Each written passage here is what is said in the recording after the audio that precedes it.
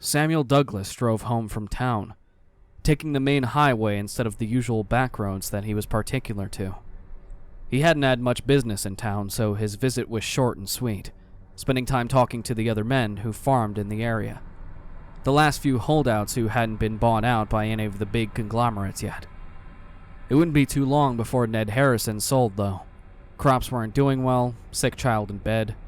Sell the land and get a pretty check in the mail. Maybe they'd even let you stay on and work the land.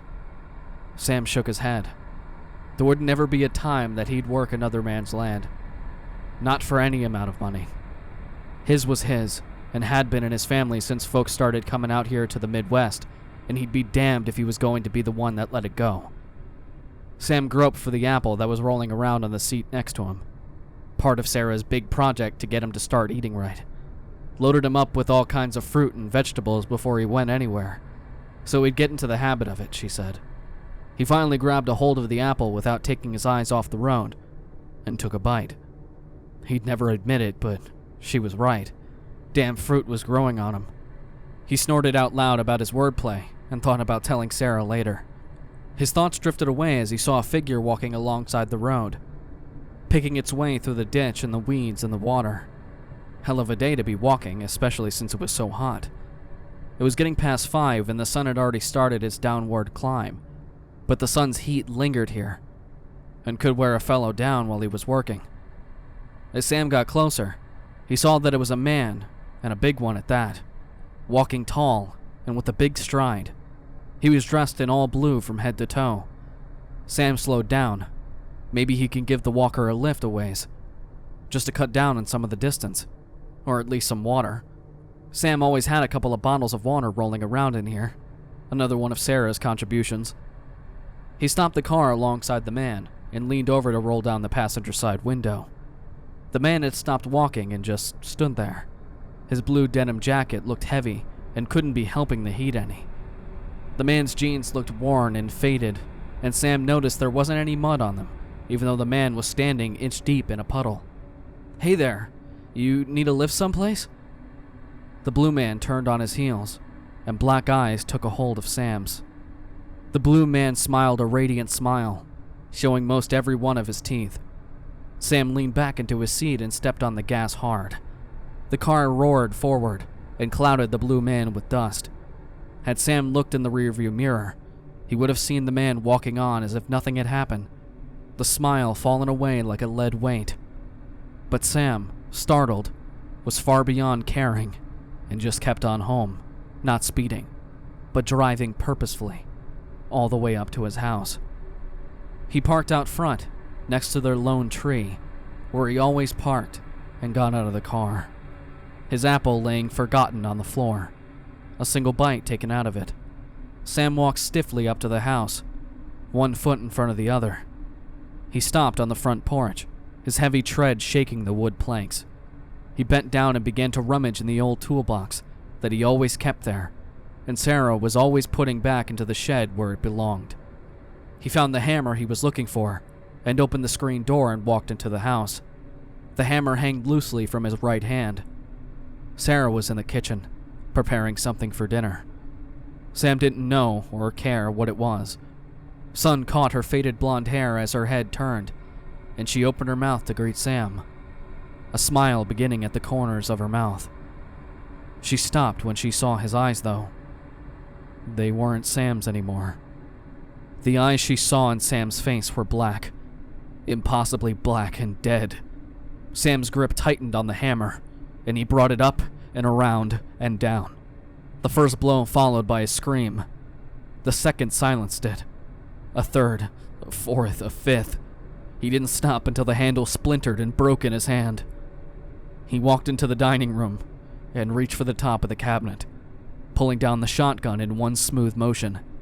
He loaded it methodically, mechanically. He held the barrel at his chin with his left hand, reaching with his right. He struggled to reach the trigger, his fingers brushing it once, twice, 3 times, before he was able to bridge the gap. And then his face was gone. Neighbors couldn't explain it. The police didn't bother to try. They were so much in love, people said. Did he cheat? Did she? They all asked why. That's just the way things are sometimes, was the only answer they could come up with.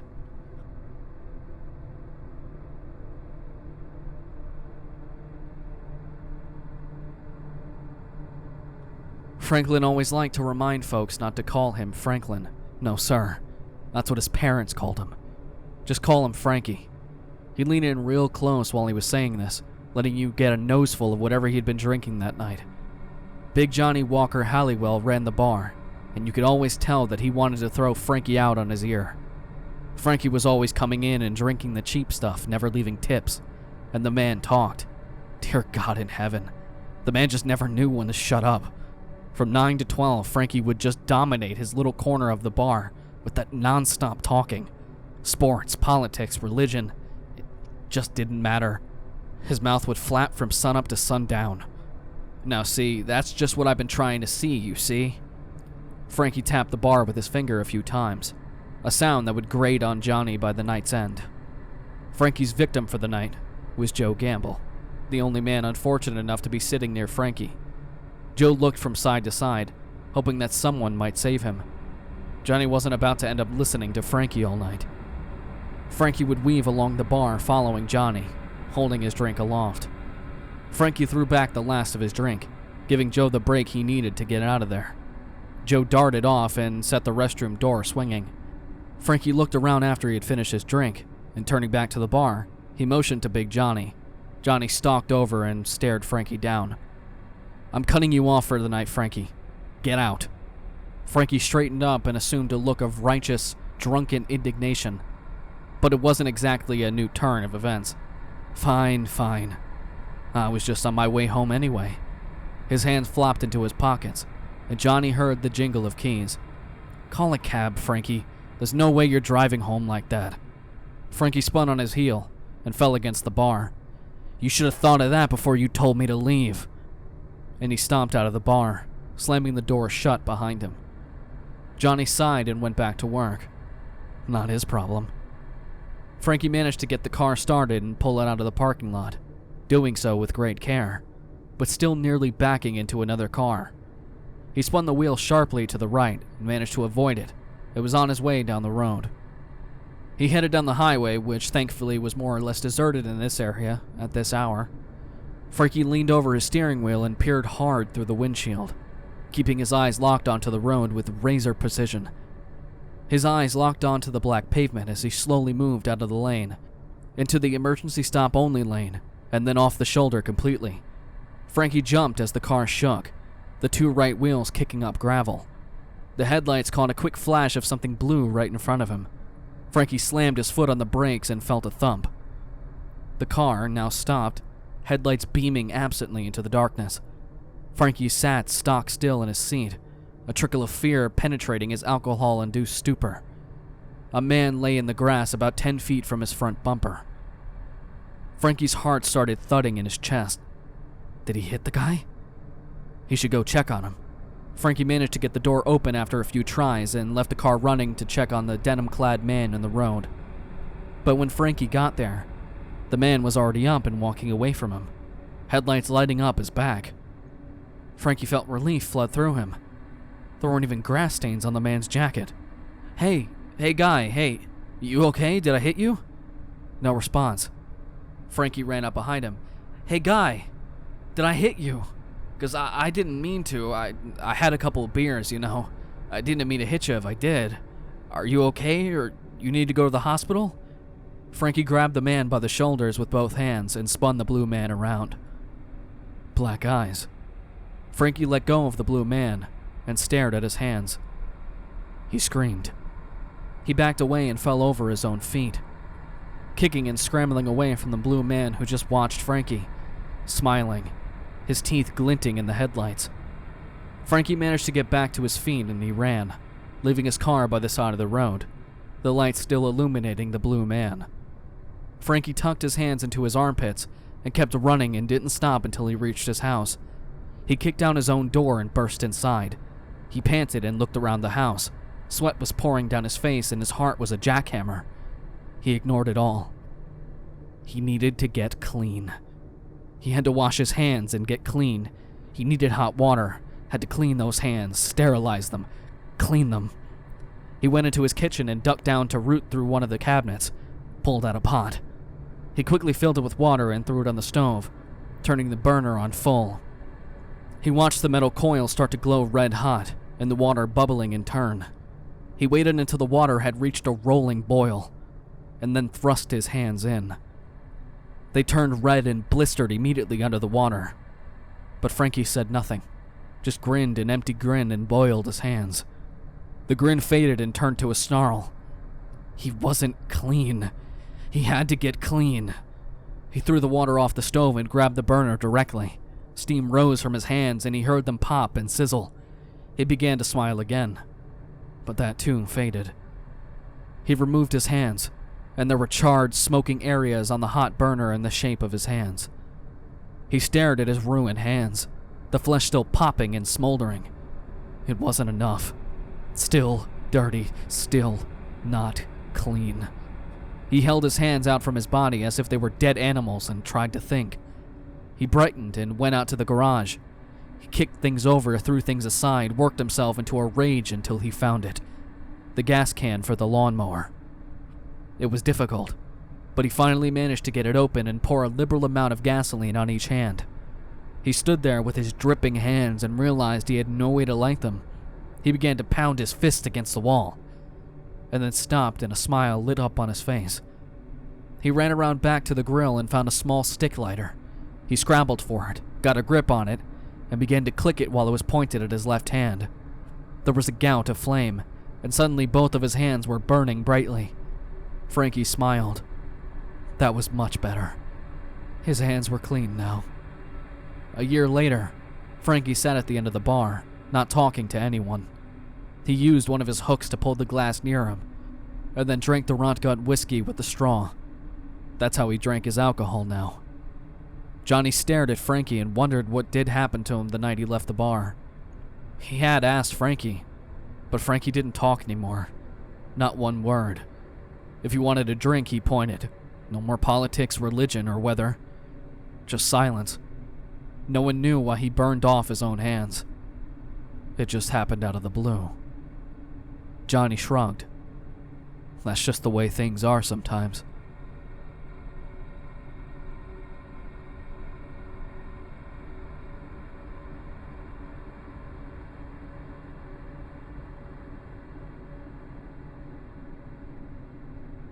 Mick was always trouble, always in search of it, and always finding it. Deacon Hugh knew this, had been palling around with him since middle school. They'd gotten into some scraps over the years, boosting cars and selling them for parts, stealing smokes from stores. Nothing big time, but enough to get them sent to juvie more than once. But then Mick got sent up the river for a 2-year stretch. A cop had gotten him with more than 2 pounds of pot, more than enough to send him away for possession with intent to sell. Deacon Hugh weren't with him when he got busted and avoided doing time, and Mick obviously kept his mouth shut, because neither of them received a visit from the boys in blue. When Mick got back, he was different. Before, he'd always drawn a line and never crossed it. Now he was rattlesnake mean, always close to going over the edge. Christ, he nearly killed Charlie during that fight, and he was always going for bigger and bigger crimes. It wasn't just about having fun anymore, trying to relieve small-town boredom. Deke didn't know what happened to him on the inside, but it twisted Mick up inside somehow. The 3 of them were in Mick's car, heading down the highway, well above the speed limit. Mick was driving, and he had been silent since he had picked Deke and Hugh up. Hugh didn't say much, just sat like a lump in the back seat, hoping someone would tell him what was going on. Deke sat next to Mick and kept looking at him from the corner of his eye. Mick wasn't paying attention to anyone but the road and ignored all of Deke's attempts to start a conversation. He wouldn't even say where they were going or what they were going to do. Their nights lately just ended up with them driving all over the place but never actually doing anything. Just aimless wandering with no point. Deke sighed and settled back into his seat, about to see if he can get some sleep. What's that? Deke sat straight up. Mick had actually spoken, and he was slowing the car down. 2 exciting events in one night. Deke could hardly believe it. Mick pointed out a man walking alongside the road. Big fellow, dressed in all blue. Blue jeans, blue jacket, hell, looked like he was even wearing blue shoes. Let's roll him, Mick said. Deke shrugging his shoulders. Anything was better than just driving around all night, looking for something that Mick could never seem to find. Mick stopped the car a few yards behind the walking man, and all 3 got out of the car and made their way toward him. He didn't turn around, he just kept booking it along the side of the road. Deke got a bad feeling from the guy, like he was spooky or something. Who didn't turn around to see who was following them? He didn't run, he didn't walk faster, he didn't do anything. He just kept doing his own thing. People who acted like that had nothing to be worried about. Mick had no misgivings and shoved the blue man in the back. Hey man, give us your wallet or we'll fuck you up. The blue man stopped walking and turned. Deacon Hugh couldn't see his face. Mick was blocking the view. Mick stared deep into those black eyes though. The blue man smiled at Mick, and Mick smiled back at him. And then Mick began to laugh. Deke jumped. It was a bad sound. A sound that made your skin crawl. It was just so wild. Mick kept laughing and then turned from the blue man, who stood stock still and said not a word. Just kept grinning. Mick pushed past Deke and Hugh and went back to the car. Hugh looked at Deke and Deke just shrugged his shoulders. They both ran after him and got into the car. Neither one of them got a look at the blue man, and as Mick made a sharp U-turn in the middle of the road, Deke turned to see the blue man walking down the road. The next morning, Mick walked into the First National Bank in Hickory with a sawed-off shotgun and a semi-automatic handgun tucked into the waistband of his jeans. Mick fired one barrel into the air. Everybody get down on the fucking floor right now. The security guard on duty woke up from his nap as Mick started yelling and reached for his service revolver. But Mick turned and shot him at point-blank range with the shotgun. The guard flew backward and dropped to the ground. Mick threw the shotgun onto the floor. He pulled out the handgun and held it steady at the tellers as they dropped to the floor behind the counter. But one of the tellers moved too slowly for Mick's taste, and he shot her where she stood. One of the other tellers managed to hit the silent alarm as she kneeled on the floor. Mick came around the corner and slammed his gun into the locks of the cash drawers. The tellers kept their eyes planted on the floor, but one looked up and stared right into Mick's eyes and saw pools of ink. Mick grinned at the teller and his white teeth shone bright. 5 police cars showed up 10 minutes later, tires squealing and sirens blaring. Mick laughed as he saw them pull up. He grabbed up the shotgun and reloaded it. Mick stepped out the door, firing both barrels into one of the windshields. He dropped the shotgun as he pulled out the handgun from his blue jeans. 10 cops opened fire on him. He laughed as the bullets hit him and leveled his gun at the nearest officer. The officer leveled her own gun and fired as he did, hitting him in one black eye. His head snapped back and his shot went wild, and Mick dropped to the ground. That night, Deacon Hugh sat in a bar while folks talked about that sumbitch Mick, who went crazy and shot up the bank, and just laughed when the police shot him up.